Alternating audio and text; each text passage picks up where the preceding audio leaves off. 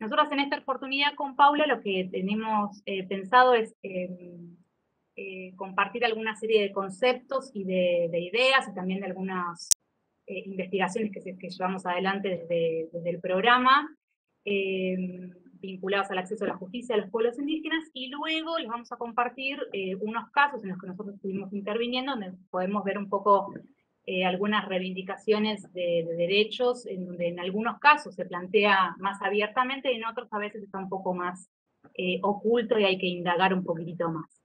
Así que lo que corresponde, lo que está a mi cargo hoy, va a ser un poco pensar el término de interculturalidad, que además creo que forma parte también de la presentación o de la propuesta que se hizo de este curso, ¿no? El término interculturalidad lo estamos escuchando muchísimo en este último tiempo, es un concepto que es muy dinámico, que nosotros creemos que tiene un plano teórico por un lado y un plano más práctico por el otro, ¿no? Que tiene que ver con ejercer la interculturalidad. Este concepto se define desde distintas disciplinas. Si nosotros lo abordamos desde la filosofía o desde el derecho, la antropología, vamos a encontrar que hay distintas formas de conceptualizarlo y de pensarlo. Y también en el último tiempo, y esto me parece que es importante, distintos colectivos están utilizando este término y están identificando ciertas demandas en relación por ejemplo, la educación intercultural bilingüe. Me parece que también ahí cobra mucho dinamismo el concepto. Algunas claves para pensar, por ejemplo, y reflexionar, y también creo que pensarlo en términos más prácticos que tiene que ver con el diálogo intercultural, es que es un concepto que excede su capacidad descriptiva. ¿Qué quiere decir esto?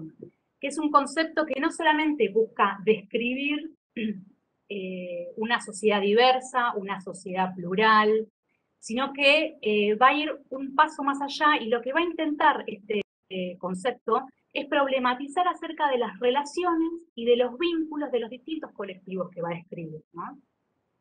En esta descripción, lo que se va a evidenciar es que estas relaciones están atravesadas por distintas desigualdades, que en este momento son en términos estructurales hoy por hoy, pero que además tienen una historia, ¿no? Son desigualdades que están atravesadas por una historicidad determinada.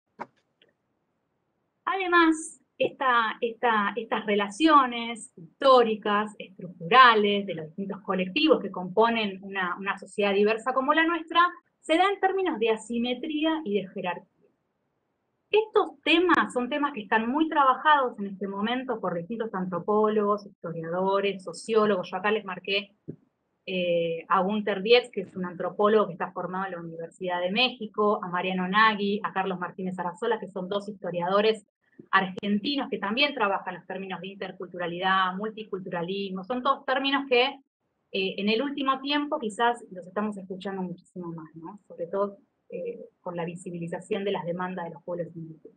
Y Diana Lenton, bueno, que también es una antropóloga argentina.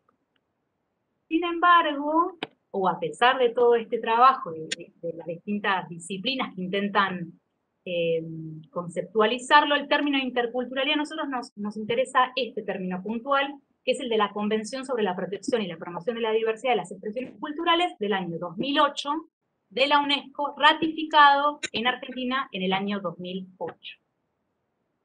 Y se refiere, este concepto, a la presencia e interacción equitativa, el destacado es nuestro, de diversas culturas y la posibilidad de generar expresiones culturales compartidas a través de un diálogo y de respeto mutuo.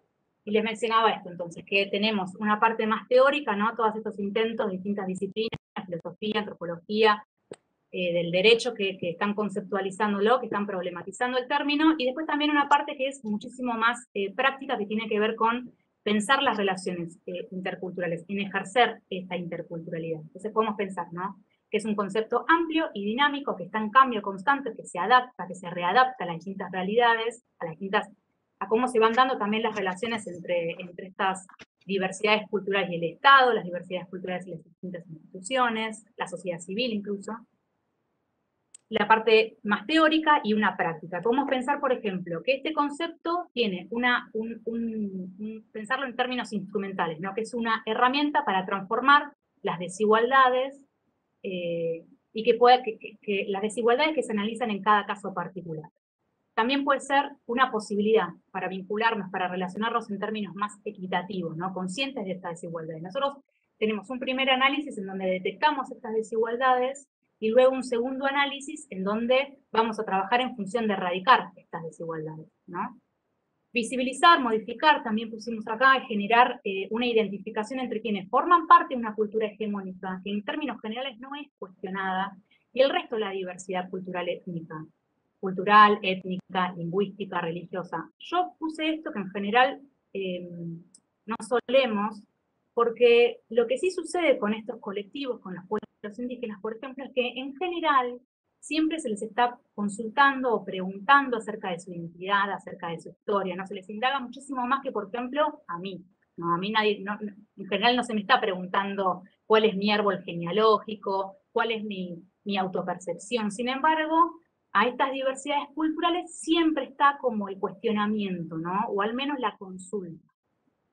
El objetivo, en definitiva, tiene que ver con la empatía, tiene que ver con la no discriminación, incluso también puede llegar a ser con una reparación, y un objetivo también importante para nosotros tiene que ver con el acceso a la justicia culturalmente adecuado, que ahora vamos a ir avanzando. Esto en relación al término intercultural, ¿no? Teníamos ganas como de reflexionar y dejar un poco estos debates. Y aquí pusimos unas placas que están un poco relacionadas con lo que vimos en el encuentro anterior, que desarrollaron profundamente tanto Sebastián Tedeschi como Javier Asali, pero con la finalidad de volver a tener este marco jurídico presente, es decir, a pensar que cuando hablamos de derechos de los pueblos indígenas, aparece todo un marco, tanto nacional como internacional, que es lo que regula en Argentina estos derechos, y que la idea es que el sistema de administración de justicia, siempre que tenga un caso vinculado con estos derechos, con comunidades, ya sea de una persona indígena o de una comunidad indígena, o sea, un caso individual o colectivo,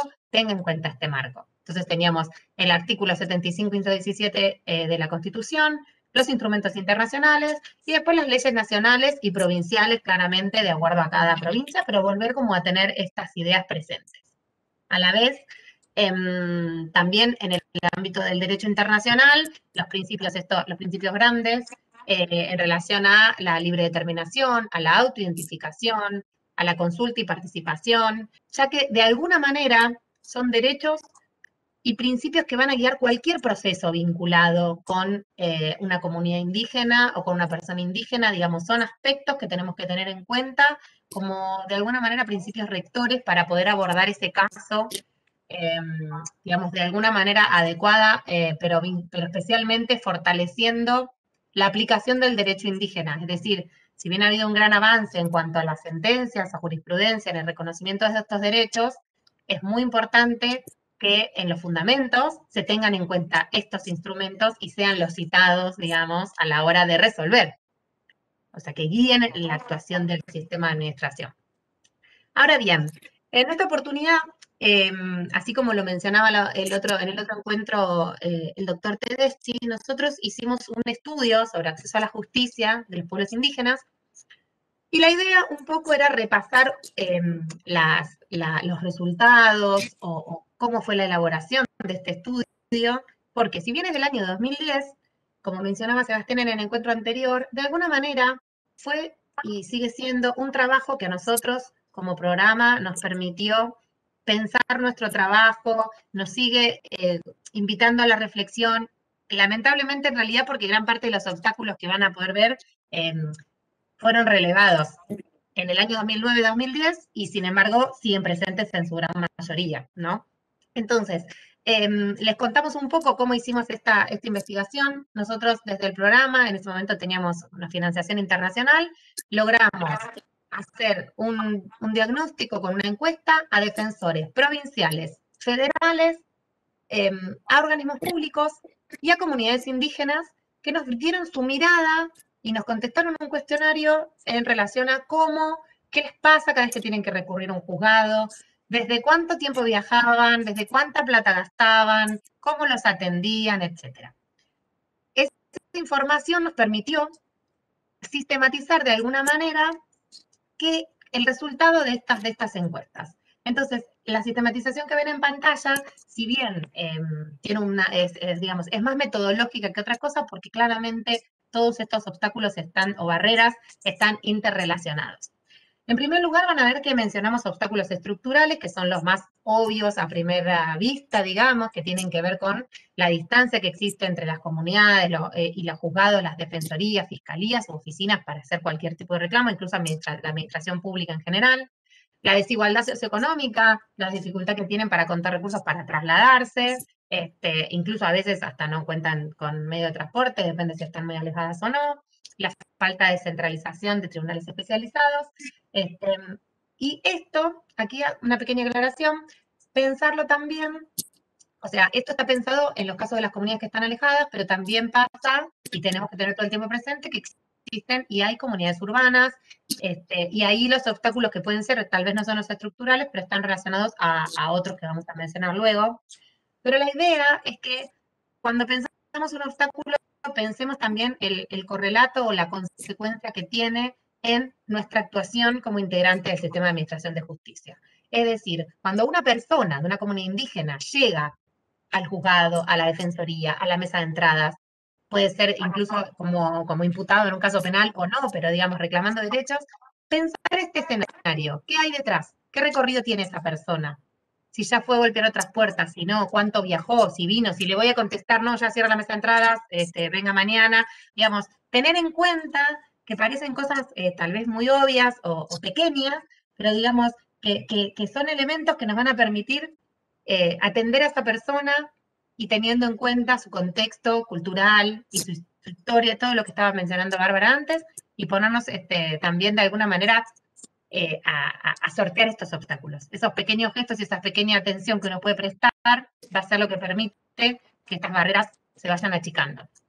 En relación a los obstáculos procesales, que tal vez son más complejos, en el sentido de que cuesta, digamos, pensar en reformas, pensar cómo cambiar la lógica de los procesos judiciales, por supuesto tienen que ver, por un lado, con la inexistencia de procesos específicos para abordar casos o temáticas de pueblos indígenas, que en muchos casos genera la duda en relación a cómo abordarlo o a través de qué el proceso judicial interponer una acción o cómo responde el Poder Judicial.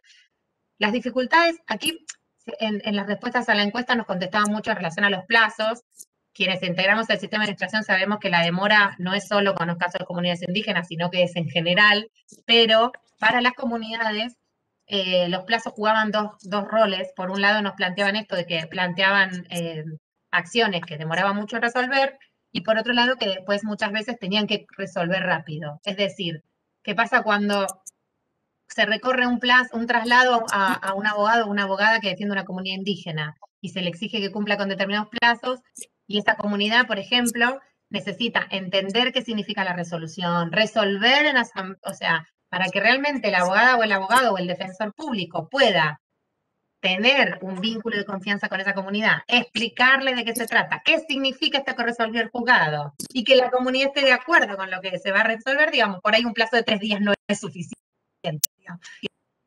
Entonces, eso también era algo que planteaban. Por supuesto, la falta de peritos especializados en la materia fue algo que también surgió, la duración de los procesos, que era lo que mencionaba recién, y la falta de intérpretes lingüísticos o traductores, que bueno, esto es algo que después Barbie por ahí va a desarrollar un poco más. Y después, Barbie, si querés contar los culturales o simbólicos. Bueno, y los terceros que nosotros trabajamos tienen que ver con los obstáculos culturales y simbólicos, ¿no? Que son obstáculos los más difíciles de identificar, quizás son los que están más escondidos, ocultos o invisibilizados también, ¿no? Y que aparecen, por ejemplo, cuando hacemos aquel ejercicio que yo les mencionaba de ejercer la interculturalidad, ¿no? Cuando nosotros nos preguntamos sobre esas desigualdades, nos preguntamos sobre la historicidad de cada uno de las personas o el colectivo con el que estamos trabajando, empiezan a aparecer estos obstáculos que nosotros tenemos que prestar especial atención. tiene que ver, por ejemplo, bueno, con la desconfianza en la administración de justicia, ¿no? Que no es solamente, quizás a veces uno se encuentra con ejemplos de la generalización del trabajador del Estado, de la generalización del Estado como institución, la generalización de los operadores de justicia, pero bueno, tiene que ver con una historia, tiene que ver con el recorrido de los pueblos indígenas, en este caso particular, en estos 200 años, por ejemplo, de historia, ¿no? Argentina. También tenemos que reflexionar un poco en esa dirección. Experiencias también que tienen que ver con la discriminación y el maltrato. Eso quizás hoy haya mayor sensibilidad, pero lo cierto es que han sufrido por parte del Estado muchos hechos discriminatorios, incluso segregatorios, ¿no es cierto? La falta de comprensión de las instituciones indígenas y las instituciones estatales, ¿no? Como los principales obstáculos culturales y simbólicos. En relación a estos obstáculos, podemos, por ejemplo, pensar ciertas herramientas para mejorar, ¿no es cierto?, lo que es el servicio de justicia. Nosotros acá lo titulamos, bueno, hacia como un horizonte posible, ¿no? Cómo trabajar hacia un acceso a la justicia culturalmente adecuado.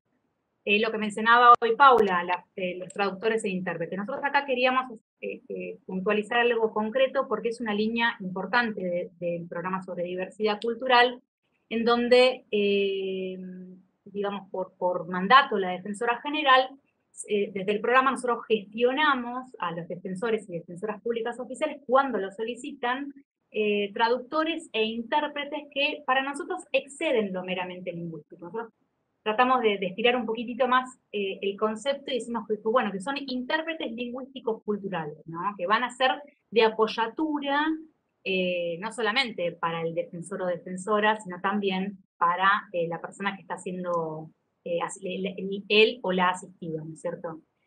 Una de estas herramientas para nosotros tiene que ver con pensar una justicia culturalmente adecuada, con pensar un acceso a la justicia más equitativo, ¿no? Incorporar en el proceso judicial la figura de estos intérpretes culturales y lingüísticos. Tiene que ver con acceder al derecho de poder expresarse en su propia lengua y también de expresarse, de entender, de hacerse entender y por supuesto también de comprender cuál es la situación que está atravesando. Otra de las herramientas también para pensar el acceso a la justicia puede ser, por ejemplo, el auxiliarse de otras ciencias, ¿no? Como por ejemplo la antropología, la sociología, la historia. Y nosotros también trabajamos mucho en esta dirección de incorporar, por ejemplo, pericias o informes culturales, ¿no? Y acá este es un trabajo interdisciplinario que, bueno, ya mi presencia en el programa dice algo sobre este principio, ¿no? De este modo, nosotros lo que vamos a hacer es pensar una defensa en términos integrales de los derechos de las comunidades indígenas. Estamos hablando hoy de las comunidades indígenas en este curso particular, pero nosotros también trabajamos con diversidades étnicas, lingüísticas, religiosas y diversidades culturales también, ¿no?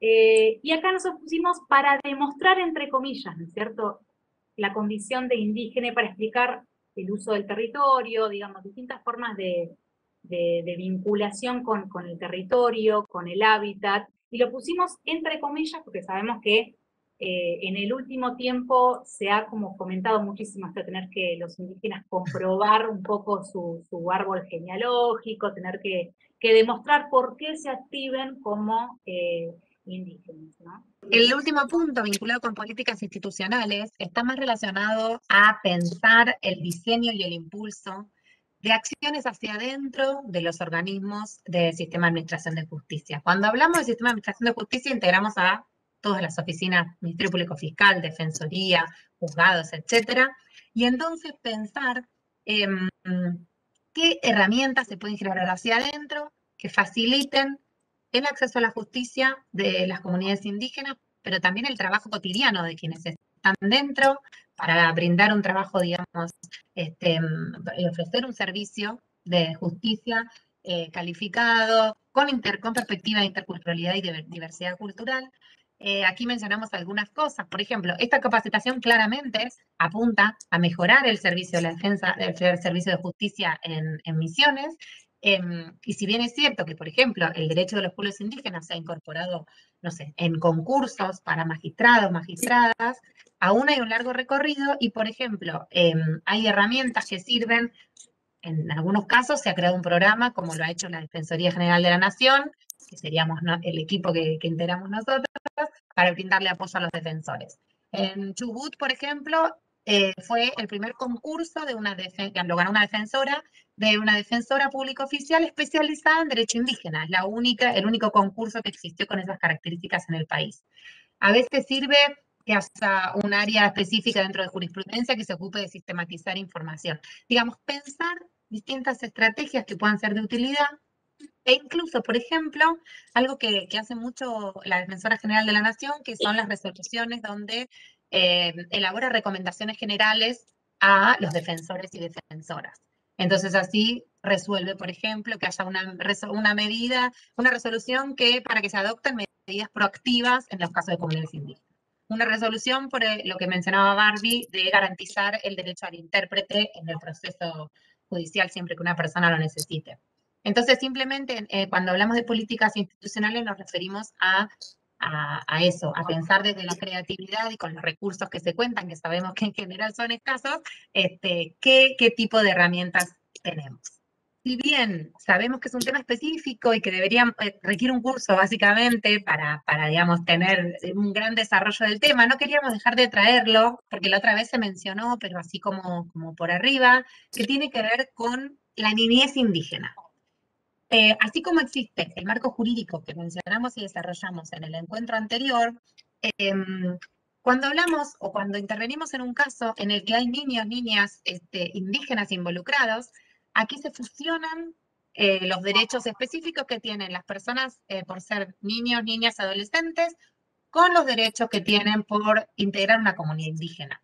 Entonces, además del marco jurídico que ya sabemos, se suman otros derechos y es interesante tener un pantallazo de esto, de esta idea, porque cada vez que tengamos un caso podemos pensarlo. Yo no sé si ahora hay conectados asesores de menores o algún juez de menores, digamos, pero para tener en cuenta que no se aborda de la misma manera un caso de una niña indígena y una niña no indígena.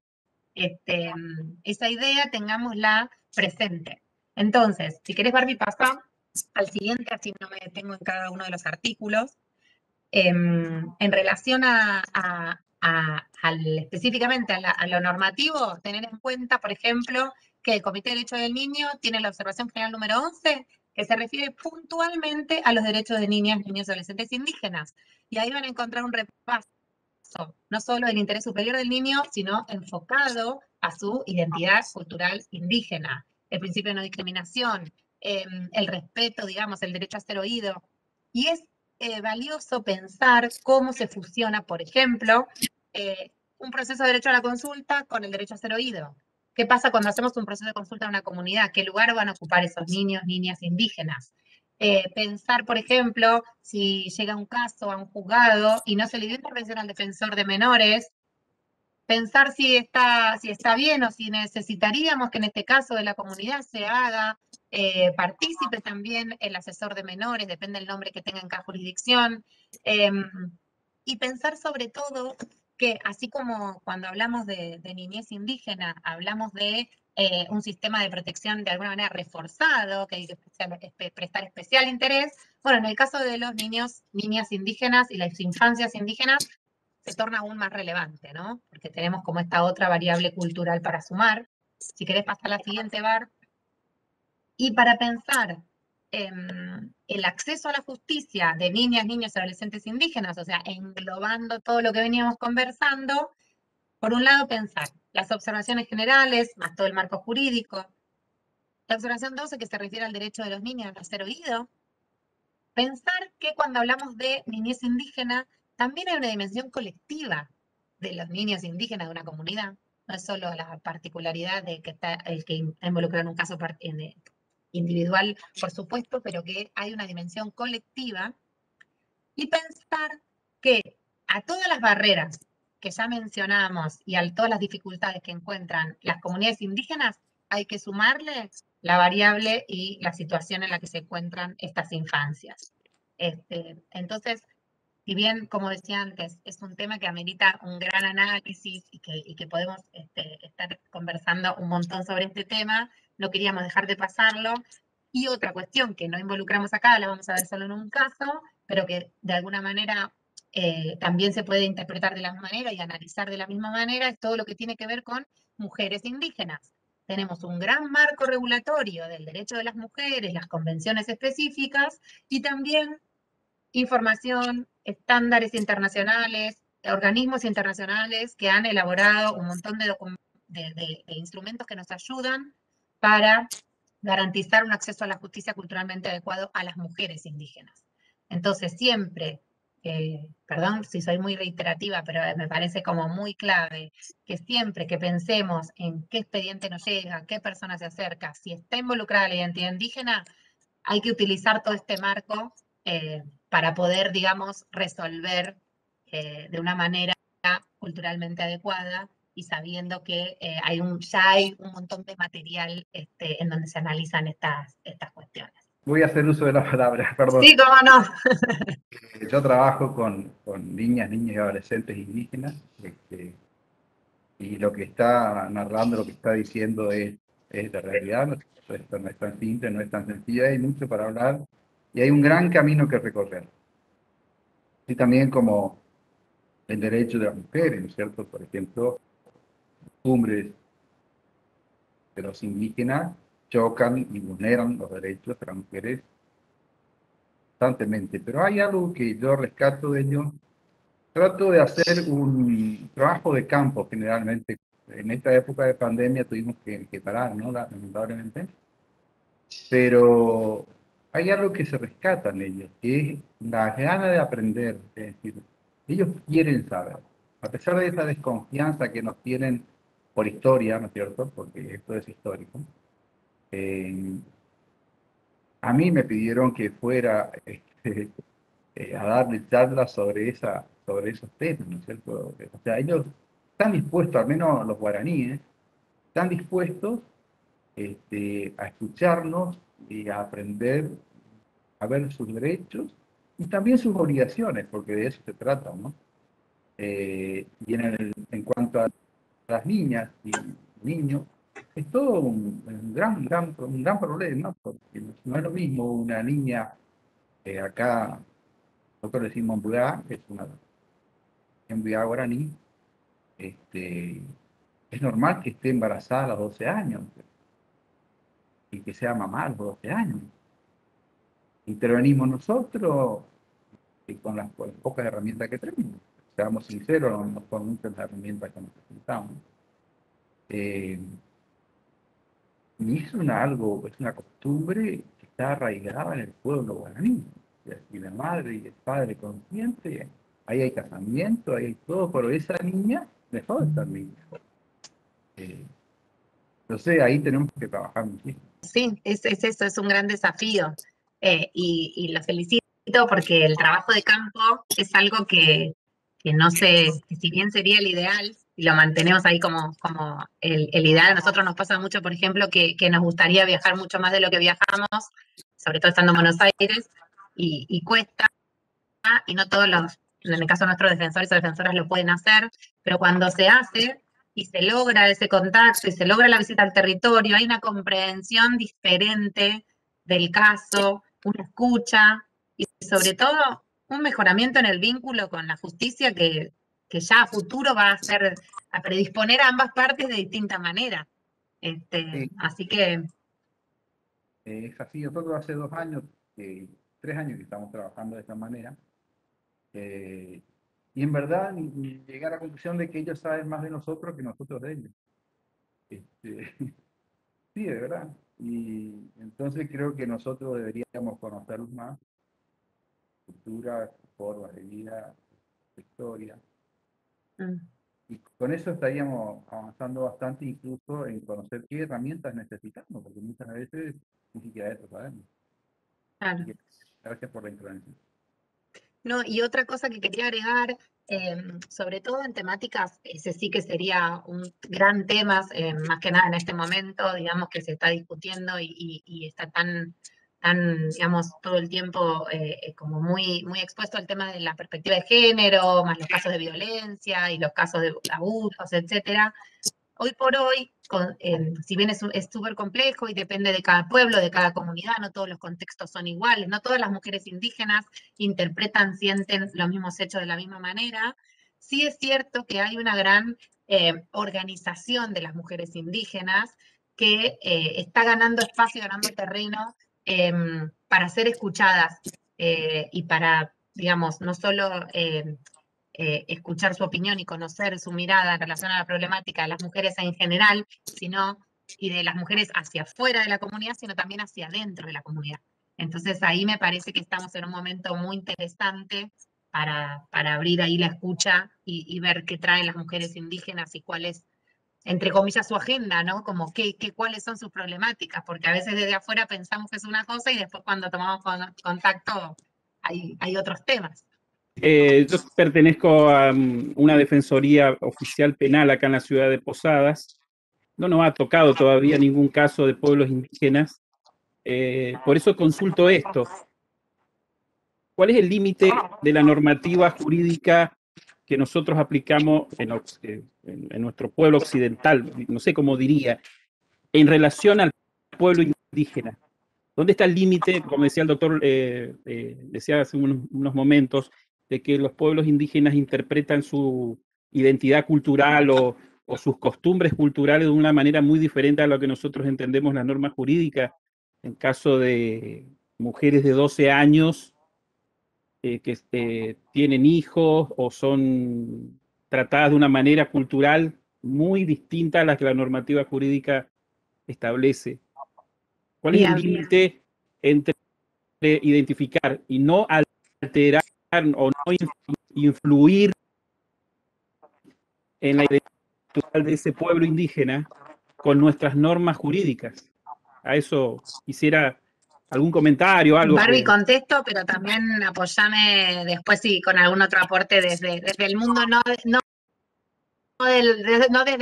lo jurídico. La realidad es que son múltiples las respuestas que podría dar a esa pregunta, me parece recontra interesante, y hay varios aspectos a tener en cuenta. Por un lado, las herramientas que nosotros traemos acá para hablar de este acceso a la justicia culturalmente adecuado ayudan mucho a encontrar ese equilibrio.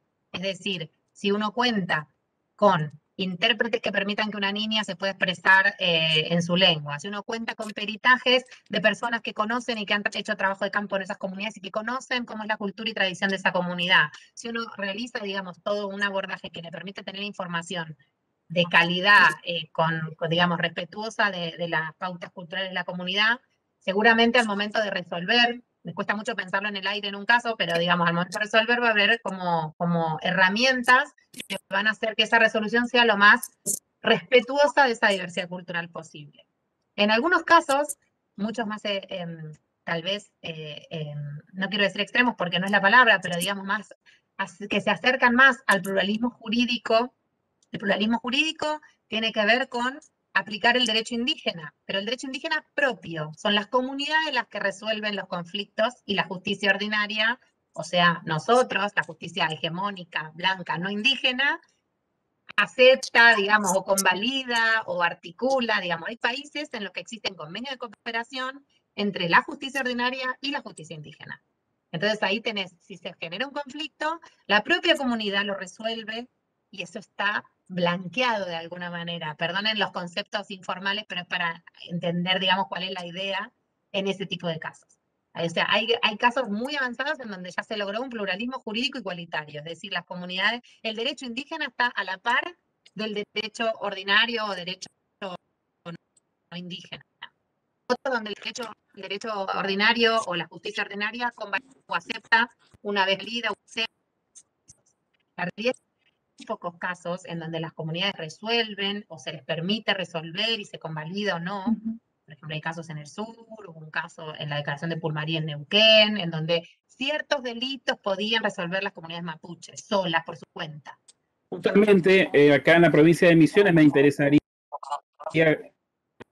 conocer tu jurisprudencial, si es posible, si el doctor lo cita, o en esta relación que usted dice, en la relación de que tiene el derecho indígena mismo plano con el derecho jurídico hegemónico.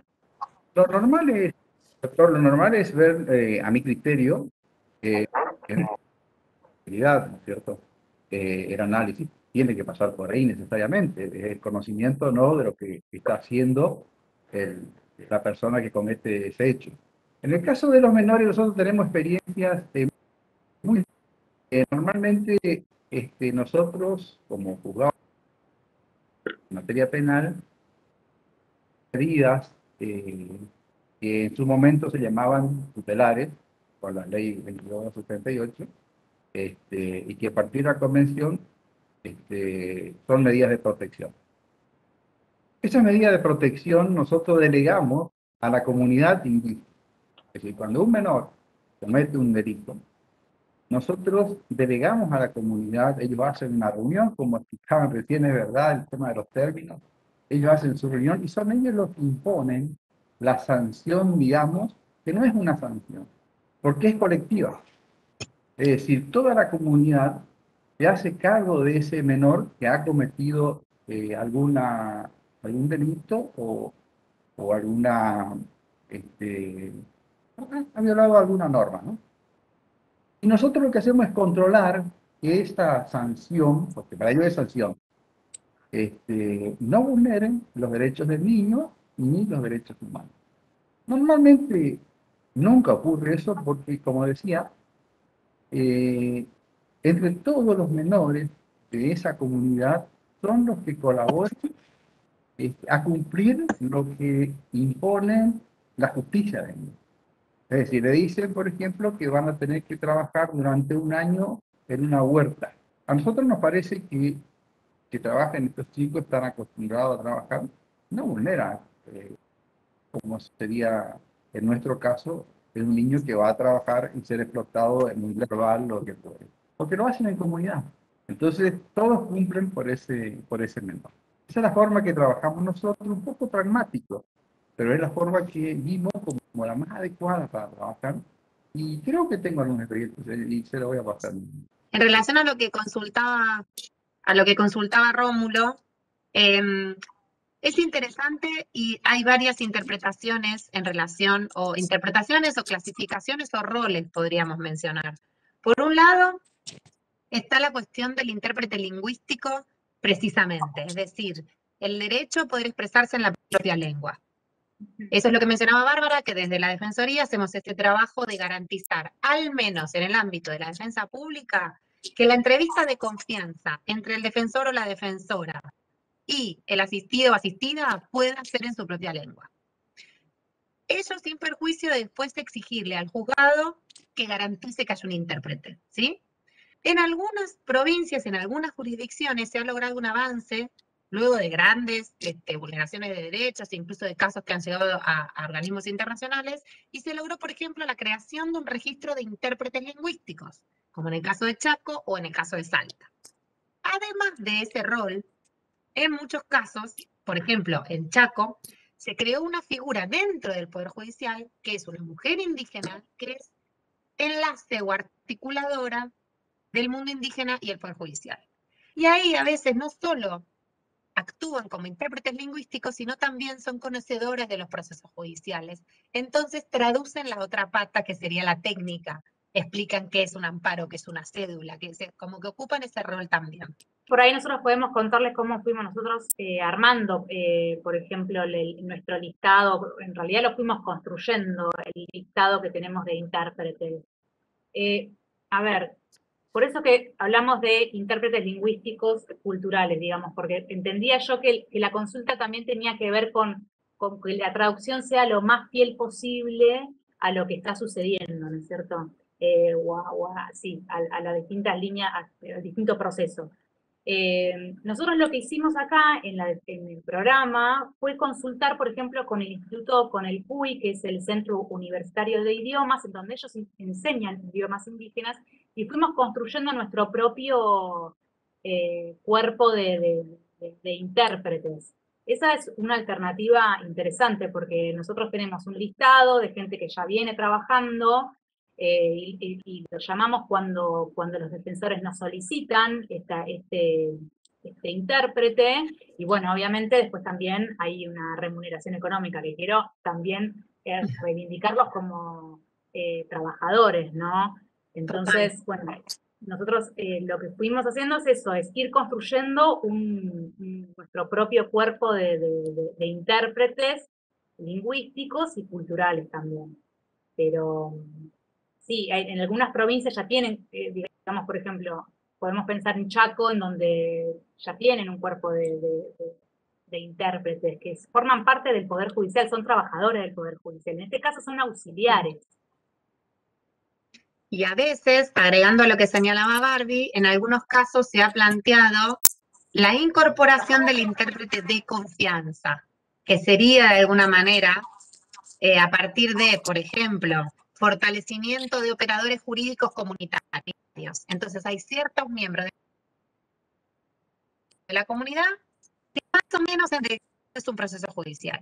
En un caso que a mí me tocó acompañar de una comunidad había uno de los miembros que era enfermero, que hacía de intérprete, pero además entendía un poco algo de derecho, entonces él cada vez que había una citación policial, esto, lo otro, él iba y ayudaba a este diálogo intercultural entre el mundo del derecho y la comunidad, para explicarle, mira, te están citando, pero no vas a ir preso, o sea, como las pequeñas cosas que tienen que ver con cuando llega un papel con un sello del Poder Judicial y agarra Una consultita, entonces, una consultita respecto a lo que usted está diciendo.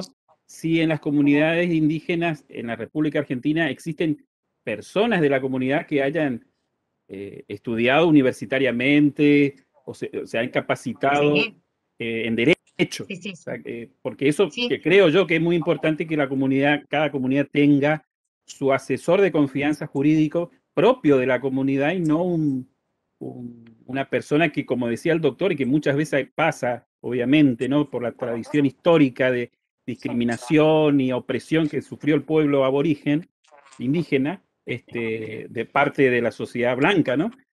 Muchas veces hay desconfianza, total desconfianza en que un blanco puede ser universitario, antropólogo, y que sepa idiomas aborígenes, pero no va a tener la misma confianza.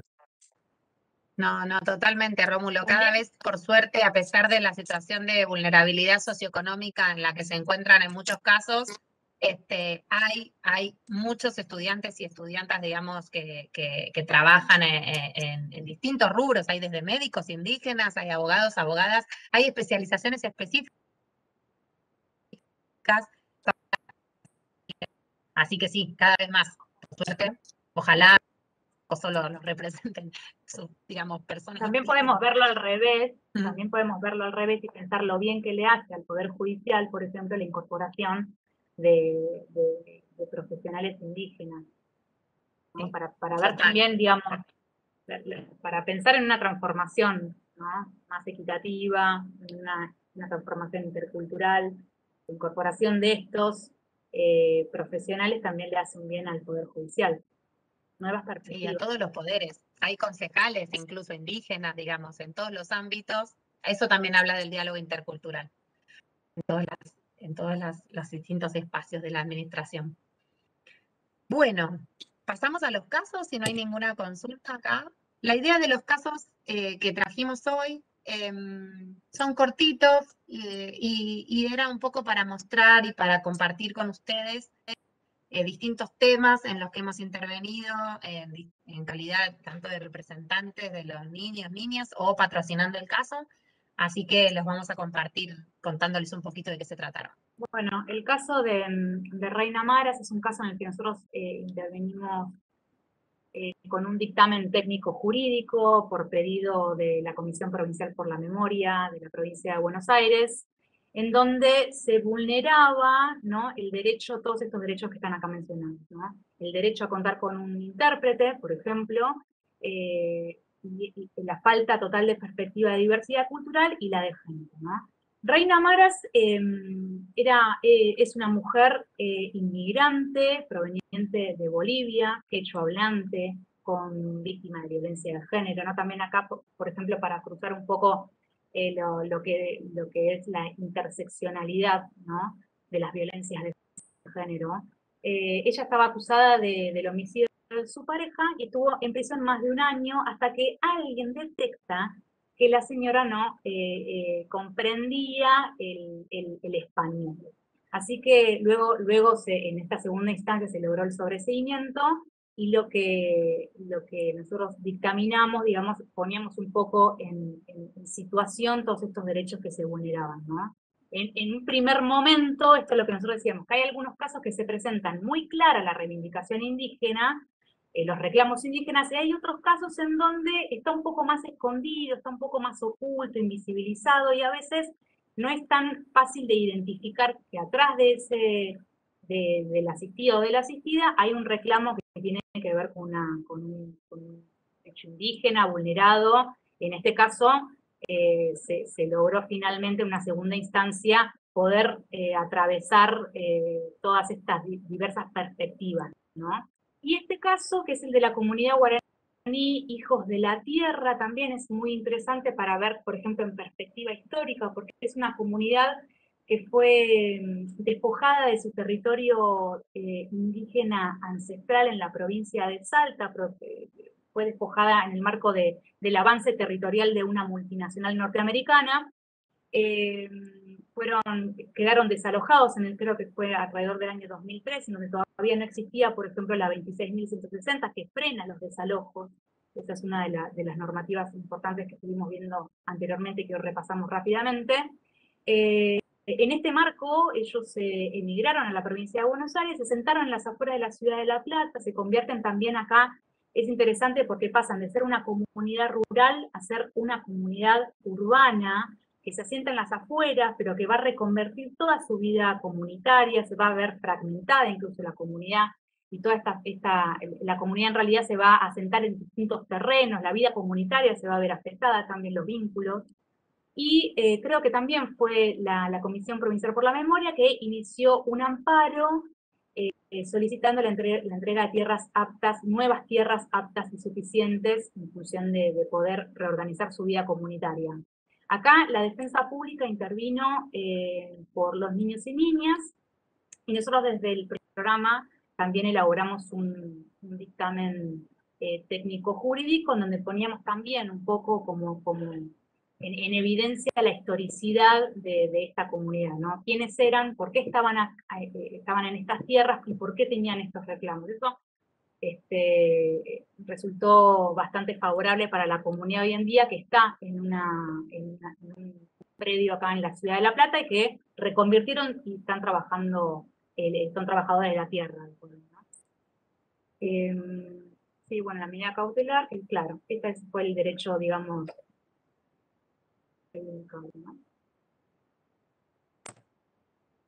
Es interesante pensar el caso que mencionaba recién Barbie, no solo por lo que implica plantear por primera vez en un amparo que la entrega de otras tierras aptas y suficientes, sino también pensar esto de los estereotipos y las ideas que hay, ¿no? Respecto a una comunidad indígena, que tal vez al estar en una zona urbana, de una ciudad como La Plata, o ser digamos, como para